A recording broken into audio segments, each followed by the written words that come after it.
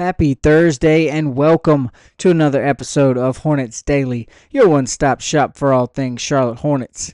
As always, we're presented by the good people over at FanArc, and I'm your host, Vance Ballard, but you already know you can call me VB. I want to thank everybody for joining us today, watching along with us. If you haven't already, hit that subscribe button, leave a like and a comment down in the comments section. As you know, we always enjoy seeing some of your guys' thoughts, interacting with you a little bit down in the comments section as we continue to grow and build this Hornets Daily family here on the program. Now, again, it is a Thursday. It's the very end of August. It's a bit of a slow time here in the NBA, but that doesn't mean there's not a few things on the docket for today. There's still some stuff going on down in the Queen City worth talking about, and we're going to bring it all to you on the show today. We know there's a lot of excitement with this rookie class, a very intriguing group coming into Charlotte this season. What impact can each of these rookies have, if any, on the 25-26 regular season? We'll discuss that today on the show. And are the Hornets closer than we thought they were when it comes to the rebuild that's at hand, when it comes to putting themselves that much further along in the group to becoming part of the group of playoff contenders in the Eastern Conference? One analyst thinks they might be. We'll discuss that on the program today as well. And it wouldn't be a summer show here on Hornets Daily without a trip to the rumor mill. A brand new trade, a brand new name, brand new hypothetical has been brought forward. We'll discuss that today on the show. And we're going to wrap things up by trying to figure out a little bit more about what it is that's going to be the Hornets' niche or reputation. What is going to be that thing for them going forward into the regular season this year? One writer over at Sports Illustrated thinks he might have the answer. He even calls it the bread and butter for the Charlotte Hornets going forward. We'll discuss what he thinks that might be, and if I feel like it's even realistic for the Hornets this season going forwards. Now, you know we don't do beating around the bush here on Hornets Daily. We like to dive headfirst into the program, and that's exactly what we're going to do here today. I mentioned the excitement, the intrigue, the optimism, all of the positive adjectives that you want to throw at it that comes along with this 25 draft class. Con Knippel, Liam McNeely, Ryan Kalkbrenner, Sion James, each of them bring their own level of intrigue, their own level of optimism, and own specific skill sets and things that they do well here on the basketball court and can bring to the NBA along with them. Now, we know it's kind of become commonplace as of late for the Hornets to roll out an exciting rookie, maybe two, and that's mostly due to their basically penciled in spot in the lottery each and every year. But it's the depth of this rookie class that I think has everyone as excited as they are, that brings about the most optimism with everyone involved in this rookie class. Now, of course, with excitement, that does bring along expectations, and we've got to be a little bit more realistic about those expectations and what impacts these rookies can actually have here in year one. Now, when it comes to rookie impacts, the guy who's probably going to have the smallest or least impact on this season, maybe not going forward, but definitely this regular season, that's probably going to be Sion James when you're thinking about rookies and where they fit into the roster at the moment. But that is a very good thing if you're thinking about it, where a guy like Sion James there's not really room for him right now. If that is the problem that you have, that's a very good problem, especially considering when you think about how Sion James is built, like he's already wearing a pair of shoulder pads. Kind of looks like he should be playing on Sunday for the Panthers instead of the Hornets. He's got a very NBA-ready frame, NBA-ready body. We know on the defensive side of the ball, he could be thrown out there right now and go for 4, 5, 6, 7 minutes at a time, guarding anyone on the floor outside of maybe the 5 position and the 4, both guards and the 3 position. We know Sion James would have no problems guarding right now in the NBA. But there are some questions with his offensive game. He's a consistent offensive player, but that is the part of his game that allows for the most growth and would require the most development. Not exactly sure how he would fit into the Hornets roster at the moment in terms of offense, which again is a good thing. It means there are pieces, there are other guys in place that can kind of fill that role a little bit better. So at the moment, again, there's just not really space. There's not really a spot for Sion on this roster. Again, that might not be a bad thing, though, as it will allow him to play some in Greensboro this year, spend a lot of time out there developing that offensive game, figuring out what it is he's going to need to do on that end of the floor to find to kind of carve out a niche, to carve out a role in the Hornets rotation going forwards, and that could play major dividends for Charlotte in the future as they get a guy like Sion James who can develop his offensive game and continue to take steps forward with what is already a very strong defensive game that he's got. That could again bode very well for the Hornets going forward. Now, the two of the other three rookies, Liam McNeely, Ryan Kalkbrenner, the impact that those guys are going to have, I would argue, is going to be comparable this year. You may want to give the nudge a little bit towards Kalkbrenner, but that's probably due to happenstance more so than actual skill set or ability to actually make an impact. We know all too well the situation that the Hornets are dealing with at the center position. It's just Kalkbrenner, Mason Plumlee, and Moussa Diabate on the roster right now. So just like I say, by force, by sheer have to, Kalkbrenner is going to make an impact. He's going to have to make a big one because he's just going to be required to play minutes more. It's more required at the moment for Kalkbrenner to be on the floor than it is Liam McNeely. If the situation was different and the Hornets had a more stable guy or unit at the center position, then Kalkbrenner's impact would probably be lessened. He could probably be leaning more towards the Sion James, as he would get to stay down in the G League in Greensboro and develop his game a little bit, but that is unfortunately not going to be the case at the moment. The way the roster sits, Kalkbrenner is certainly going to have to be in the NBA rotation at some level. Now, McNeely is going to have to earn his impact, and what I mean by that is he is already impressed in every opportunity given to him. He played fantastic in Las Vegas in his 2 Summer League performances, and he's continued to turn heads in the practice gym all throughout the summer in Charlotte. So if he can take some steps forward, continue to grow on the defensive end as well, he too would almost force the coaching staff's hand into putting him on the floor. We know his offensive game is more than capable of hanging around, of being satisfactory on an NBA court in an NBA game. He's only going to get better as a playmaker, as a passer. His athleticism was maybe questioned a little bit come draft night, but he seems to have answered all those questions, put those concerns to rest with those performances in the Summer League out in Las Vegas, especially with what he showed he can do on the glass as a rebounder going forwards in this league. So I think in the long term, and if the situation was different at the center position, Liam McNeely would have a much bigger impact than Ryan Kalkbrenner. That's not to say Kalkbrenner's not going to be good, not going to be here in Charlotte for a long time. I'm not saying those things, but I do think McNeely just has more capability to make a bigger impact on the overall roster just because of all of the things he brings to the table, his playmaking ability, his court vision, his high basketball IQ, his athleticism, defensive ability, rebounding, shooting. McNeely can kind of do it all, and he's only going to develop into someone who can do more and more things in the NBA as we know he's just 19 years old. But again, the importance of Kalkbrenner this year is going to probably give him a slight edge in terms of rookie impact and who's going to need to be more impactful. It'll probably be Kalkbrenner, especially if the roster stays the way it is right now. Mason Plumlee, maybe a 20-minute-a-night guy, but I don't know if that's the key to success for Charlotte. Moussa Diabate still kind of finding his way at the center position, so Kalkbrenner is going to be necessary. It's going to be important to see how he can develop, and his impact is going to be felt throughout the regular season. Now, obviously, Con Knippel should or is going to have the biggest impact and be the most impactful rookie on this roster this year, and hopefully for the foreseeable future, as the number 4 overall pick brings a lot of expectations, a lot of high hopes with him. Some of the good things about Con, we know he's got an extremely high floor. We pretty much know what we're getting with him on the floor. He's got a very high basketball IQ. He's way beyond his years in terms of the fact that he's only 19 as well.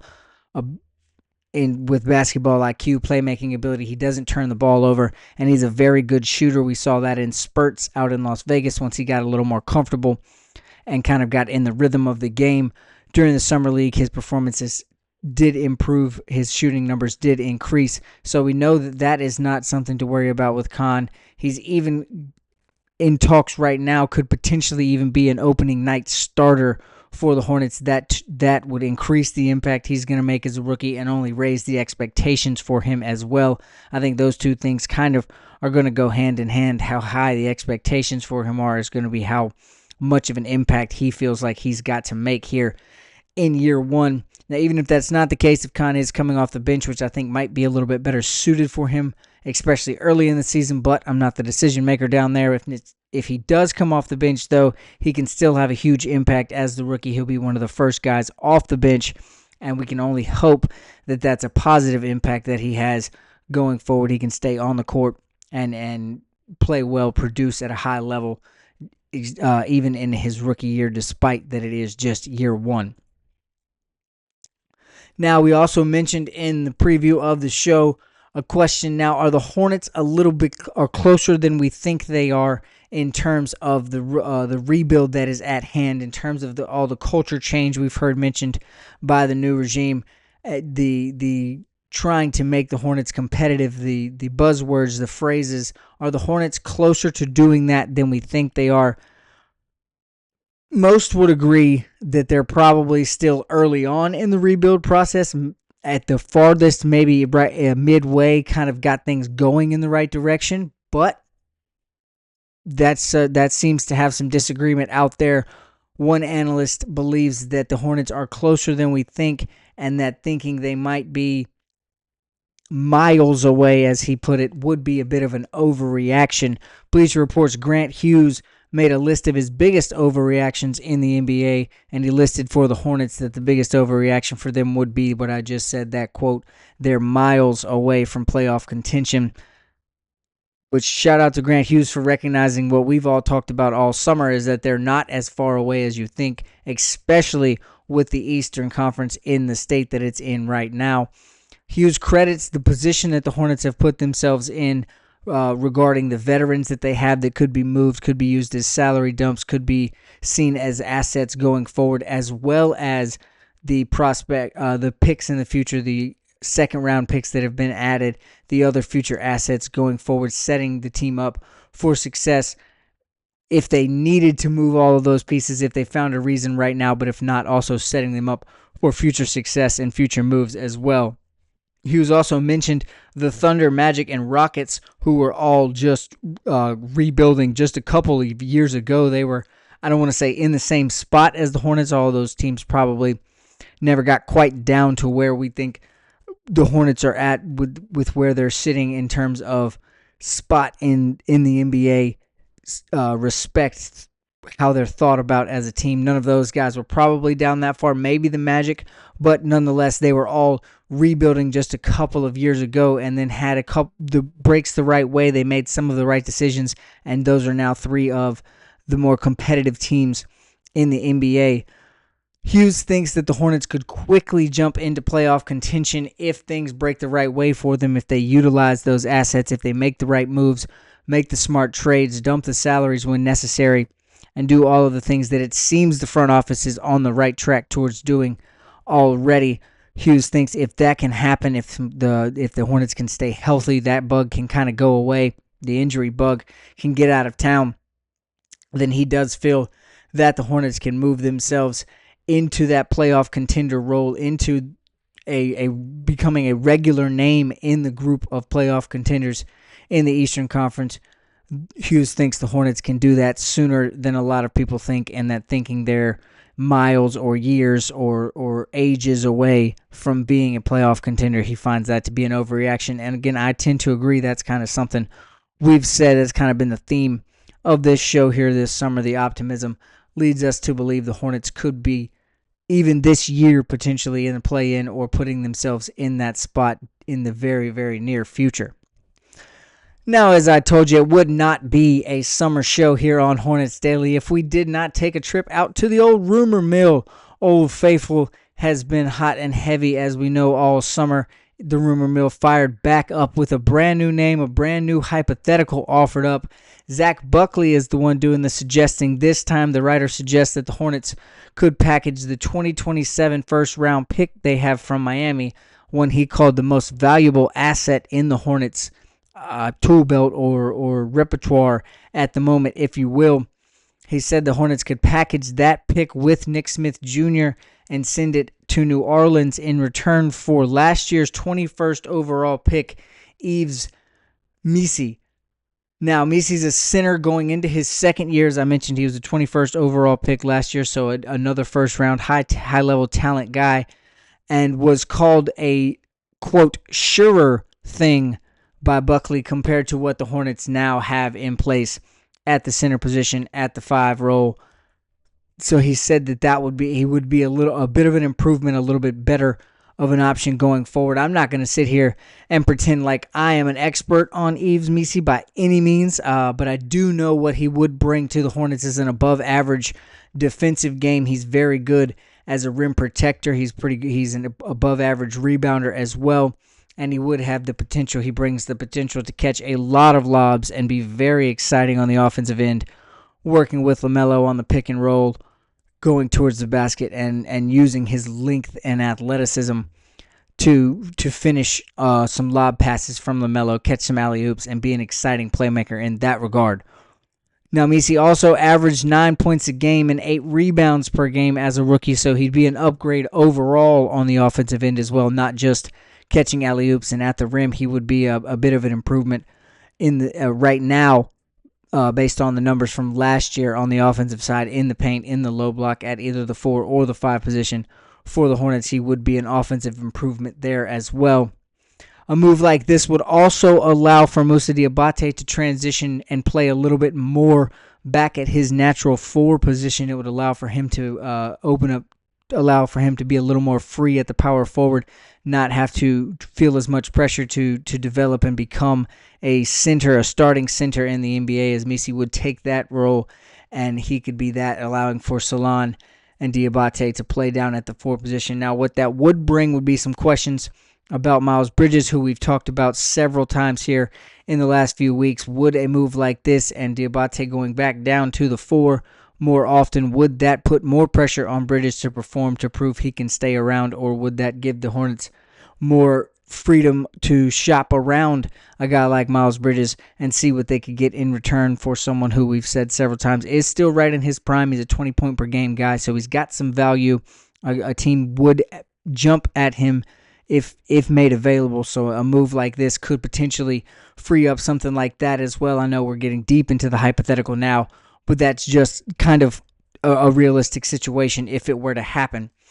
Now, this is if I'm being honest, one of the less crazy, one of the less out there, one of the more realistic options that I have heard or that we have talked about in our trips out to the rumor mill, in our visits this summer. I think this one, I don't know how realistic it is, how much teeth it has behind it, how possible this even is, but it does feel like if this were to happen, it would be a productive move for both sides. It would give the Pelicans down in New Orleans some picks for a pick for the future, some promise for that. It would give them a guy like Nick Smith Jr., who has some promise in the NBA. There's a lot of promise with him. You guys know I don't necessarily think he's on the move. We talked about that on the show this week as well, but moving him for and getting back in return a very young, promising, potentially starting center in return for Nick Smith Jr. would be a good move for the Hornets in the long run. I think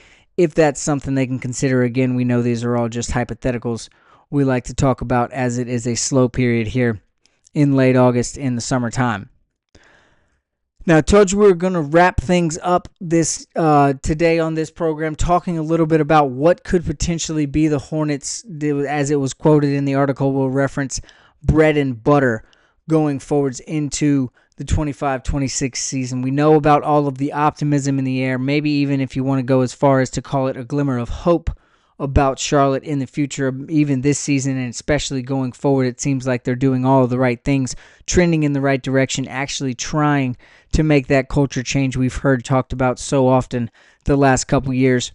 But what is it this year that's going to make the Hornets tick, that's going to make them go? What's going to be that thing they can attach to and kind of claim as their niche or their reputation going forward? When Christmas time gets here, what are we going to be able to say, oh, this is what the Hornets do? We know this is how they play this version of the Hornets. Interestingly enough, as we know, last year was a very big struggle shooting the basketball. Owen O'Connor over at Sports Illustrated, a guy we have used here several times on the show, thinks that the Hornets' niche, or the bread and butter as he called it this season, is going to be the three-point shooting from beyond the arc. Now, we know last year they were a three-point heavy team. They took a lot of three-point attempts. As a matter of fact, they shot the 11th most in the NBA last year at 38.3 three-point attempts per game. The big problem with that, though, is that they were the third worst in the NBA at making them, shooting just 33.9% from three. We'll give them 34 just to make them feel a little bit better. But that is one of the lower numbers in the league, and that is a big problem, especially when you're shooting threes at such a high clip, such a high number. If that's going to be where they rely, if Owen is going to be correct and the Hornets are going to live and die by the three, as it's been said in today's NBA, then they're going to have to make some drastic changes in how they shoot and how they get open, the shots that they take, and getting them to go in from beyond the arc. Now, as we know, on paper, all of that seems to have been, I don't want to say taken care of, but the three-point problem does seem to have been addressed in abundance this year with the additions that the Hornets have made. They've gone out and gotten proven veteran shooters like Colin Sexton, Spencer Dinwiddie, Pat Connaughton. We know what they all bring to the table, as well as the rookies that we've talked about on the show today. They've drafted some sharp shooters, Liam McNeely, Con Kneppel, both known as really good shooters, both from mid-range and beyond the arc, behind the three-point line. And that's not to say that Sion James and Ryan Kalkbrenner can't shoot either. We know that Kalkbrenner can step out and hit the three. Sion James, a very good shooter when he needs to be as well. As a matter of fact, if you remember, way early in the summer when the rookies first got here, Kalkbrenner, before Summer League, was talking about it, and he said that the coaches told him to, quote, let it fly if he finds himself behind the three-point line and open. So even the coaching staff has some trust in Kalkbrenner to shoot. That's a very good thing. Like I say, on paper, it seems to feel like that three-point problem has been addressed, and it seems like this is a very easy concept to just get good shooters and they'll make their shots.